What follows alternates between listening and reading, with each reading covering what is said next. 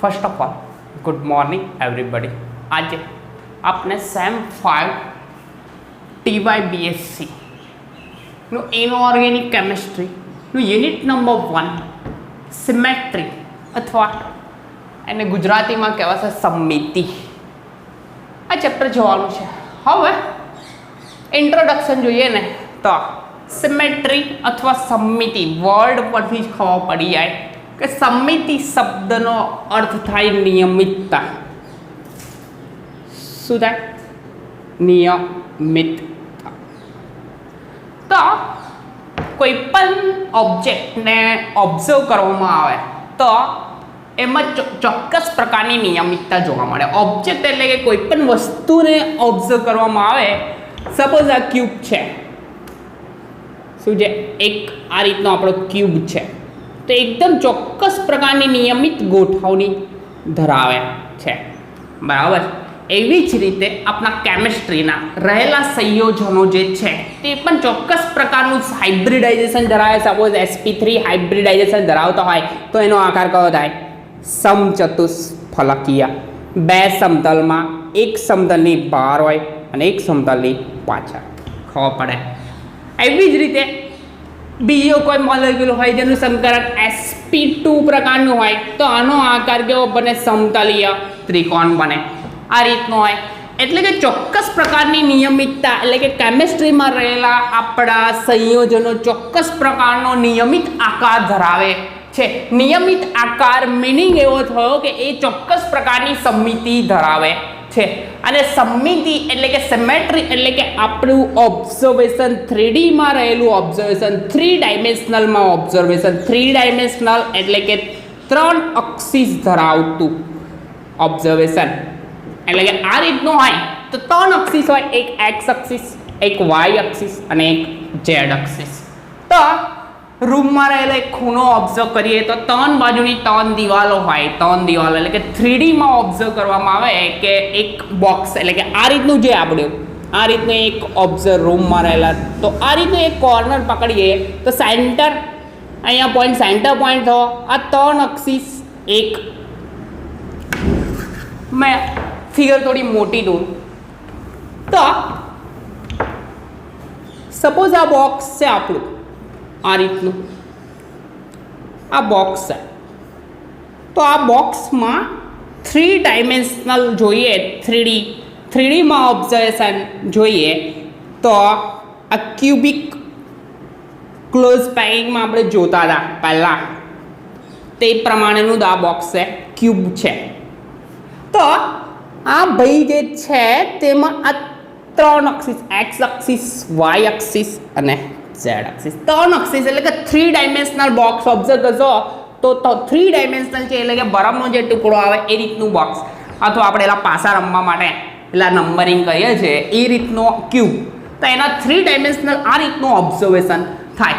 હવે આ 3Dમાં એટલે કે આપણા મોલેક્યુલ આ ભાઈઓ બી કેવા 3Dમાં જ છે કે આ આપણું કેમિસ્ટ્રીના સંયોજન જે છે તે કેવા 3 ડાયમેન્શનલમાં જ છે. અને 3 ડાયમેન્શનલમાં છે એનો મતલબ કે આપણે સિમેટ્રીમાં બધું 3Dમાં જ જોવાનું છે. 3Dમાં જ જોઈશું તો ઇમેજિનેશન જોઈશે. અને ઇમેજિનેશન બધાનું સારું જ હોય છે. કેમ કે સપોઝ આ રીતના CH4 લખું, મિથેન લખું, તો મિથેન જેમ લખું એટલે તમને એનો આકાર દિમાગમાં ફટાફટ જ આવી જાય કે સમચતુષ્ફલકીય, સેન્ટરમાં કાર્બન, હાઇડ્રોજન. એટલે કે આપણા સંયોજનો પણ ચોક્કસ પ્રકારની એક સમમિતિ ધરાવે છે, નિયમિતતા ધરાવે છે. તો જે સંયોજનો નિયમિતતા ધરાવે એમાં એપ્લાઇડ થાય આપણું સિમેટ્રી એપ્લાઇડ થાય. હવે સિમેટ્રી એપ્લાઇડ કરવા માટે જરૂરી ટર્મ જે છે, જરૂરી પદ એ સમજવા જરૂરી છે. 3 ડાયમેન્શનલમાં ઓબ્ઝર્વેશન કરવાનું છે એટલે કે કોઈ પણ વ્યક્તિ હોય ને એ પણ ચોક્કસ પ્રકારની સિમેટ્રી ધરાવે. હવે સિમેટ્રી ધરાવે તો એના સિમેટ્રી ઓપરેશનો હોય. સિમેટ્રી ઓપરેશનો અથવા સમમિતિ ક્રિયાઓ ગુજરાતીમાં કહેવાશે. શું કહેવાશે? સમમિતિ ક્રિયા. એટલે કે આ સિમેટ્રી સમજવું હોય તો એના પહેલા ટર્મ જે છે તે સમજવા જરૂરી છે. તો આપણું પહેલું ટર્મ મેં લખું છું સિમેટ્રી ઓપરેશન, જેને ગુજરાતીમાં કહેવાશે સમમિતિ ક્રિયા. શું કહેવાશે? સિમેટ્રી ઓપરેશન અથવા સમમિતિ ક્રિયા. પહેલું ટર્મ સમમિતિ ક્રિયા, જેને ઇંગ્લિશમાં કહેવાશે સિમેટ્રી ઓપરેશન. શું કહેવાશે? Symmetry operation. હવે આ બેની ડેફિનેશન એકદમ સિમ્પલ છે. સિમ્પલ એટલે કે આપણો અણુ હોય, અણુ અણુ અણુ અણુ એટલે કે કોઈ પણ સંયોજન, સપોઝ અણુ હોય H2O, કેવો? H2O. આના પર કોઈ પણ ક્રિયા એવી કરવામાં આવે, આ H2O પર કોઈ પણ ક્રિયા એવી કરવામાં આવે કે એ ક્રિયા કર્યા બાદ આ ભાઈ આવો ને આવો જ દેખાવો જોઈએ. ખબર પડે ના પડી? ફરીથી બોલું, કોઈ પણ ક્રિયા એવી કરવામાં આવે કે આ ભાઈ ફરીથી અંતે એઝ ઇટ ઇઝ જેવો છે એવો ને એવો જ દેખાય. સપોઝ મેં પછી ઓપરેશન કરીને બતાવીશ, પણ ડેફિનેશન છે એકવાર લખું કે અણુ ઉપર એવી ક્રિયા કરવામાં આવે, અણુ ઉપર એવી ક્રિયા કરવામાં આવે, એટલે કે કોઈક ઓપરેશન કરીશું. સિમેટ્રી ઓપરેશન કયા જુદા જુદા આવે છે એ પછી વાત કરીશું. એવી ક્રિયા કરવામાં આવે અથવા આ ક્રિયાને વિધિ પણ કહેવામાં આવે, એવી વિધિ કરવામાં આવે, ક્રિયા વિધિ કરવામાં આવે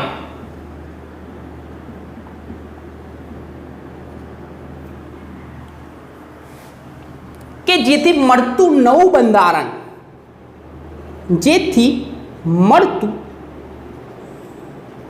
નવું બંધારણ એટલે કે ક્રિયા બાદ, એ ક્રિયા કર્યા પછી જે મળે તે બંધારણ, નવું બંધારણ,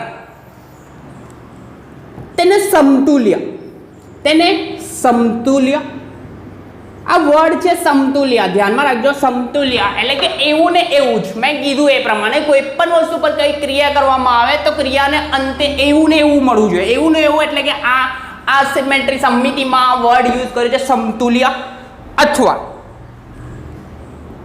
અભિન્ન. બીજો વર્ડ યુઝ કર્યો છે અભિન્ન. અભિન્ન એટલે મતલબ એવું ને એવું જ થયું. સમતુલ્ય અભિન્ન, અભિન્ન કે બંધ બેસતું મળે, કે બંધ બેસતું મળે તેને સમમિતિ ક્રિયા અથવા સમમિતિ ક્રિયા, તેને સમમિતિ ક્રિયા અથવા ઇંગ્લિશમાં કહેવાશે સિમેટ્રી ઓપરેશન, ક્રિયા અથવા વિધિ કહે છે. હવે સિમ્પલ ફરીથી એકવાર બોલી દઉં છું કે આપણે મોલેક્યુલ લેવાનો, કોઈ પણ મોલેક્યુલ લઈએ એના પર કોઈ ક્રિયા કરવામાં આવે, કોઈ ક્રિયા કરવામાં આવે, ક્રિયા કર્યા બાદ એ બંધારણ એવું ને એવું જ મળવું જોઈએ. એવું ને એવું એટલે કે સપોઝ H2O મેં લીધો, આમ એના પર કોઈ પણ ક્રિયા કરી અને ભાઈ આવો ને આવો H2O નો આકાર કોણીય છે તો કોણીય જ દેખાવો જોઈએ, પછી ઉલટું થઈ ના જવું જોઈએ. આવું થાય તો આ સિમેટ્રી ઓપરેશન ઓપરેટ કર્યું કહેવાય, નહીં ઉલટું ના થવું જોઈએ. એટલે કે જેવું છે એવું ને એવું દેખાવું જોઈએ. જેવું છે એના માટેના 3 વર્ડ છે સમતુલ્ય, અભિન્ન અથવા બંધ બેસતું, એવું વર્ડિંગ છે. તો આ એને સમમિતિ ક્રિયા વિધિ કહેવામાં આવે છે. હવે આ ક્રિયાઓ કઈ કઈ છે તો એમાં એક ક્રિયા છે ભ્રમણ, જેને ઇંગ્લિશમાં કહેવાશે રોટેશન. કઈ કહેવાશે? ભ્રમણ અથવા રોટેશન. પછી છે બીજી ક્રિયા પરાવર્તન. પરાવર્તન એટલે કે મિરર ઇમેજ, આપણી સામે મિરર મૂક્યો હોય તો સામે આપણું પ્રતિબિંબ મળે, તે પ્રતિબિંબ જે મળે તે પણ આ ભાઈમાં એવું ને એવું એટલે કે આપણે જેવા દેખાય એવું ને એવું દેખાવું જોઈએ, અભિન્ન મળવું જોઈએ. પરાવર્તન કર્યા બાદ પણ એવું ને એવું દેખાવું જોઈએ, તો આને કહેવાશે પરાવર્તન. પછી એક ક્રિયા એવી આવે છે ભ્રમણ બી કરવાનું પરાવર્તન કરવાનું, ભ્રમણ અને પરાવર્તન બંને કર્યા બાદ પણ મળવું એવો ને એવો જ મળવો જોઈએ, તો આ સમમિતિ ક્રિયા ઓપરેશન કર્યું કહેવાય. તો ભ્રમણ પરાવર્તન, કઈ ભ્રમણ પરાવર્તન, ત્રીજું ભ્રમણ પરાવર્તન આવ્યું. ત્યાર પછી બીજા બધા છે, આગળ લખતો નહીં, પછી આપણે ડિસ્કસ કરીશું, ધીરે ધીરે એક એક જઈશું. પહેલું તો આપણે રોટેશન ભ્રમણ જ જોવાનું છે. એ ભ્રમણ આખું સિમેટ્રીનો બેઝ છે તે આ જ છે, બરાબર છે. તો ભ્રમણ પરાવર્તન પછી ઇન્વર્ઝન આવશે. એ ઇન્વર્ઝન શું છે તે આગળ ડિસ્કસ કરીશું, એ બધું જોઈશું, બરાબર. પણ પહેલી સિમેટ્રી ક્રિયા, સિમેટ્રી ઓપરેશન ધ્યાનમાં રાખો. સિમેટ્રી શીખતા પહેલા સિમેટ્રી ઓપરેશન કહેવા શું માંગે કે આપણો મોલેક્યુલ અણુપરમાણુ કે આયન હોય તો અણુપરમાણુ આયનમાં કોઈ પણ ક્રિયા કરવામાં આવે, ભ્રમણ કરવામાં આવે, પરાવર્તન કરવામાં આવે, ભ્રમણ પરાવર્તન કરવામાં આવે કે ઇન્વર્ઝન એપ્લાય કરવામાં આવે, કશું બી કરવામાં આવે તો મોલેક્યુલ કેવો એવો ને એવો જ મળવો જોઈએ, એઝ ઇટ ઇઝ. તો એટલે કે એઝ ઇટ ઇઝ માટેના ત્રણ શબ્દ છે, સમતુલ્ય અથવા અભિન્ન અથવા બંધ બેસતું. એટલે કે બંધ બેસતો કે સમતુલ્ય કે અભિન્ન બંધારણ મળવું જોઈએ. તો આ ભાઈને કહેવાશે, આપણે જે કરી વિધિ તેને કહેવાશે, એટલે કે આપણા કેમિસ્ટ્રીના મોલેક્યુલ પર જ વિધિ સિમેટ્રી ઓપરેશન એપ્લાય કરવાના છે, તો આને કહેવાશે કઈ વિધિ? સિમેટ્રી ઓપરેશન, બરાબર છે. ત્યાર પછી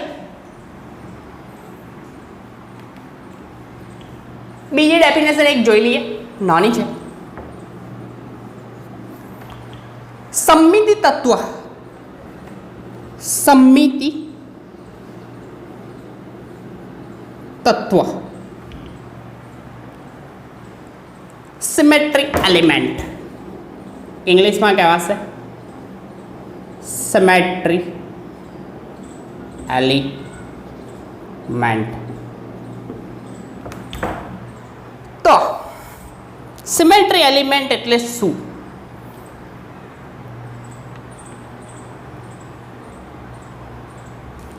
વર્ડિંગ લખું છું કે આપણે જે મોલેક્યુલ અણુ પરમાણુ લઈએ, અણુ લઈએ, તેનામાંથી એ ઓપરેશન કરવાના હોય તો રેખા એટલે કે રેખા અથવા અક્ષ, એટલે કે મોલેક્યુલ લઈએ એમાંથી અક્ષ પસાર કરવાની આવશે. અક્ષ પસાર કરવામાં આવશે, એ અક્ષ પરથી રોટેશન આપવામાં આવશે. રોટેશનને અંતે પાછો મળવો કેવો જોઈએ? As it is.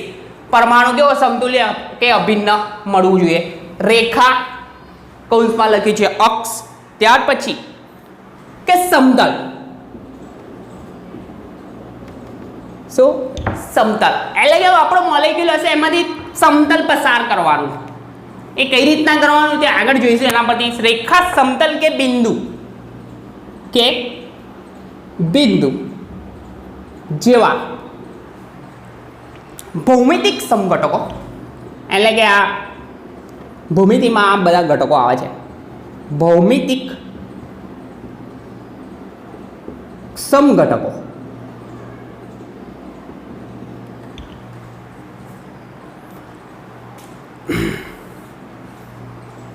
કે જેની પર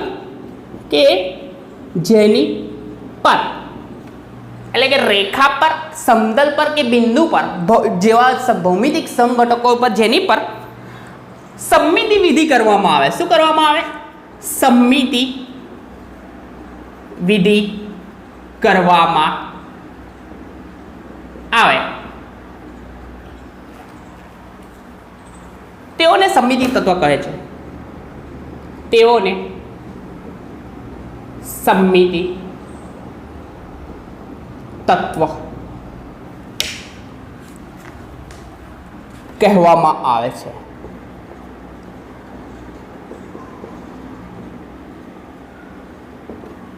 તો જોઈએ ને કે એના ઉદાહરણો છે કે સમમિતિ તત્વો કયા કયા છે. એક CN, આ છે ભ્રમણઅક્ષ, એટલે કે ભ્રમણઅક્ષ CN વડે દર્શાવવામાં આવશે. CN.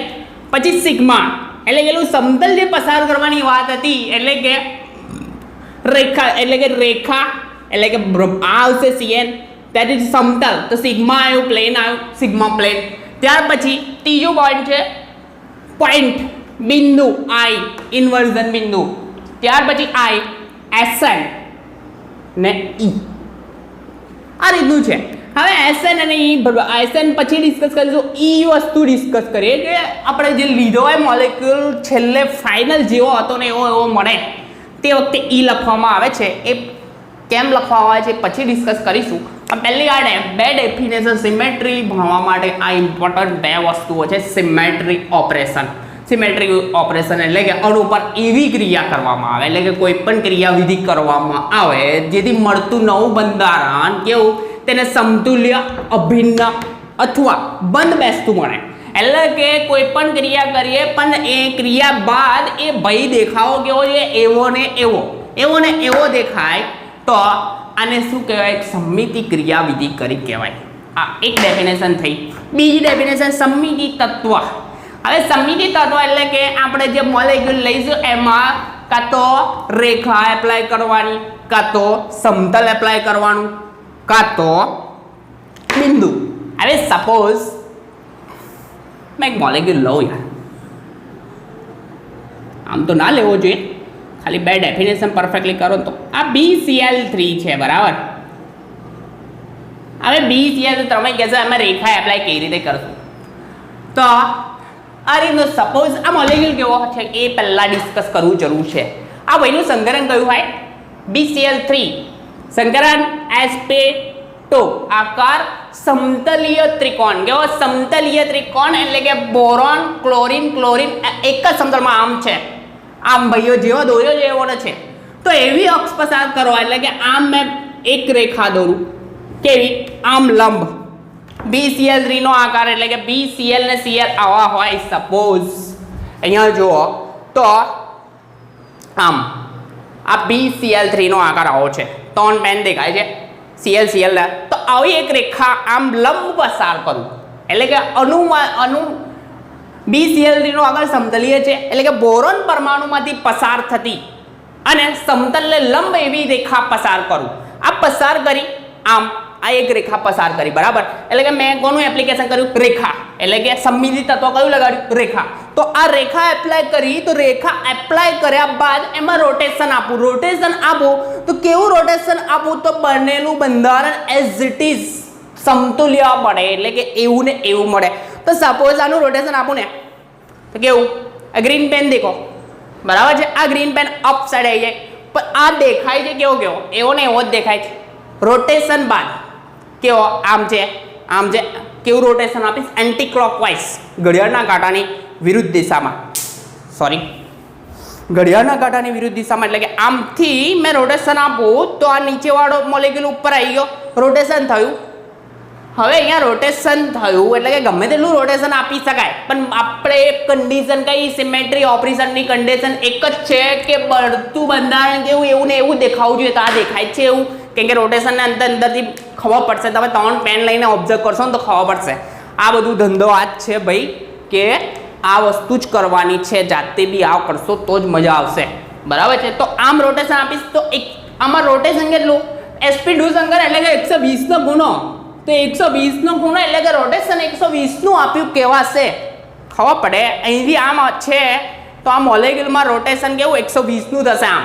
એટલે કે મેં કઈ એપ્લાય કર્યું? રેખા. એવી રીતે મેં સમતલ પણ એપ્લાય કરું, બિંદુ પણ એપ્લાય કરી શકું, એ પછી કરીશું. પણ આ રેખા, સમતલ કે બિંદુ એપ્લાય કરવાના એટલે કે સમમિતિ વિધિ કહેવામાં આવશે. આ સમમિતિ વિધિ એપ્લાય જ્યારે કરીએ અને આ વિધિ એટલે કે સમમિતિ વિધિ તેઓ કરવામાં આવે તો તેઓ સમમિતિ તત્વ કહેવામાં આવે. એટલે કે આ જે એપ્લાય કર્યું તો આ ભાઈને શું કહેવાશે? સમમિતિ તત્વ. રેખા એપ્લાય કરી એટલે કે CN કહેવાશે.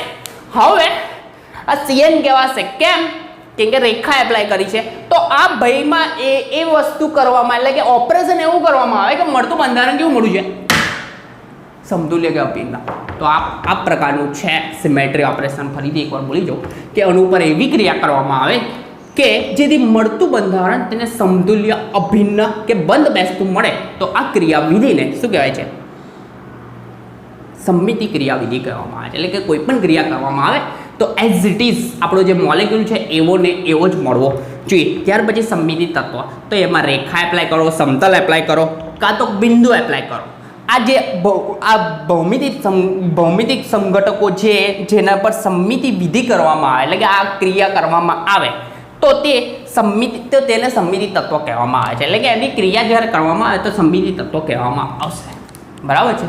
તો આગળના લેક્ચરમાં આપણે ભ્રમણ અક્ષ જોઈશું. ભ્રમણ અક્ષ એટલે કે મોલેક્યુલમાંથી પસાર થતી એક અક્ષ લઈશું. અક્ષને અનુલક્ષીને ઘડિયાળના કાંટાને વિરુદ્ધ દિશામાં ભ્રમણ આપવા, એ બધું ડિસ્કશન પછી જોઈશું. કેમ કે મેં ફટાફટ બોલી જઈશ તો નહીં મજા આવે. આગળના લેક્ચરમાં જોવા માટે કન્ટિન્યુ રહેજો. બરાબર છે. ઓકે.